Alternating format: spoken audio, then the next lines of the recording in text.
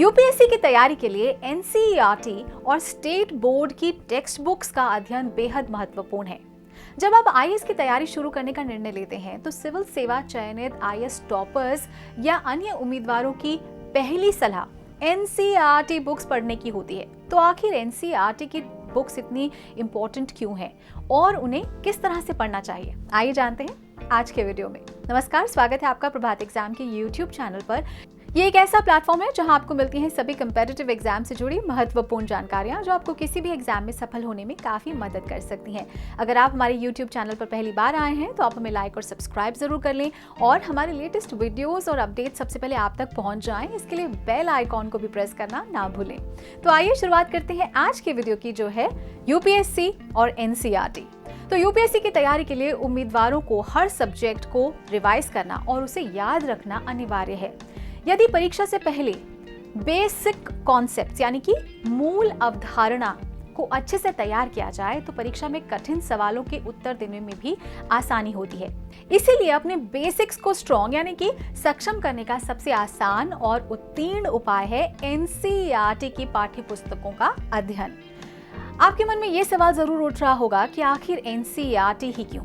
तो इसका जवाब है कि एनसीईआरटी की किताबें पूरी तरह से विश्वसनीय हैं। उनमें दी गई जानकारी को सच और प्रामाणिक के रूप में लिया जा सकता है। एनसीईआरटी की किताबें केवल शुरुआत करने के लिए नहीं बल्कि विभिन्न विषयों को संशोधित करने के लिए भी बहुत उपयोगी हैं, क्योंकि ये यथासंभव कम वाक्यों में ही विषय की व्यापक जानकारी प्रदान करती हैं। अपनी तैयारी के लिए आप अन्य पुस्तकों के साथ साथ इनका उपयोग कर सकते हैं। दूसरा सवाल है कि एनसीईआरटी बुक्स को कैसे पढ़ना चाहिए। तो इसके लिए प्रत्येक अध्याय के अंत में प्रश्नों के माध्यम से जाना चाहिए और फिर अध्याय पढ़ें। इससे प्रत्येक विषय और घटना के तुलनात्मक महत्व को समझने में सहायता मिलेगी और महत्वपूर्ण विषयों से प्रश्न पूछे जाने की अधिक संभावना है। एनसीईआरटी किताबों को कम से कम 3 महीने पहले ही पढ़ना और समझना शुरू कर देना चाहिए और शुरू करने से पहले लक्ष्य रखें और इसी रणनीति के आधार पर आगे बढ़ें ताकि आप अपना ध्यान केंद्रित कर सकें। अब सवाल उठता है कि कौन से सब्जेक्ट्स के लिए एनसीईआरटी की किताबें पढ़नी चाहिए। तो इसका जवाब पूरी तरह से आपके ऊपर निर्भर करता है कि कौन से सब्जेक्ट में आपको फाउंडेशन से शुरुआत करने की जरूरत है। तो वैसे तो बेहतर ये होगा कि आप कक्षा 6 से लेकर कक्षा 12वीं तक की एनसीईआरटी बुक्स का अध्ययन करें, मगर यदि कोई विषय ऐसा है जिसमें आपको ये लगता है कि आपका फाउंडेशन और कॉन्सेप्ट बिल्कुल क्लियर है तो आप उसे स्किप कर सकते हैं। तो ध्यान रखें कि निचली कक्षा की पाठ्य पुस्तकों को पढ़ना बिल्कुल भी कठिन नहीं होता, क्योंकि वो बहुत ही ज्यादा सरल होती हैं और आप एक हफ्ते में उन्हें समझकर समाप्त कर सकते हैं। तो अपनी स्क्रीन पर देखिए, यहाँ पर हम क्लासेस और सब्जेक्ट्स के नाम दे रहे हैं जिनके लिए आप एनसीईआरटी की बुक्स पढ़ सकते हैं।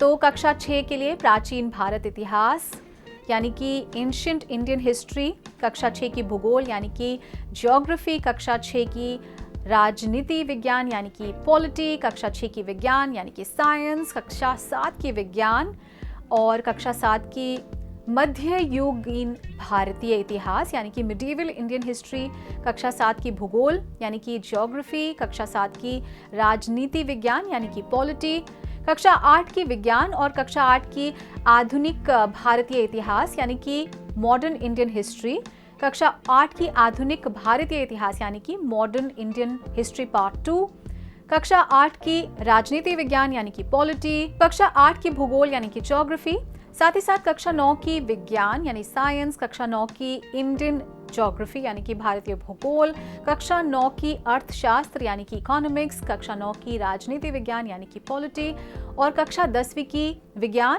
यानी कि साइंस, भूगोल और अर्थशास्त्र यानी इकोनॉमिक्स, राजनीति विज्ञान यानी कि पॉलिटी और 11वीं कक्षा की अर्थशास्त्र यानी कि इकोनॉमिक्स, भूगोल और इतिहास, साथ ही साथ पॉलिटी और इसके साथ ही राजनीति विज्ञान भाग 2, ये सभी पढ़नी होगी। साथ ही साथ भारतीय संस्कृति कक्षा 11वीं की।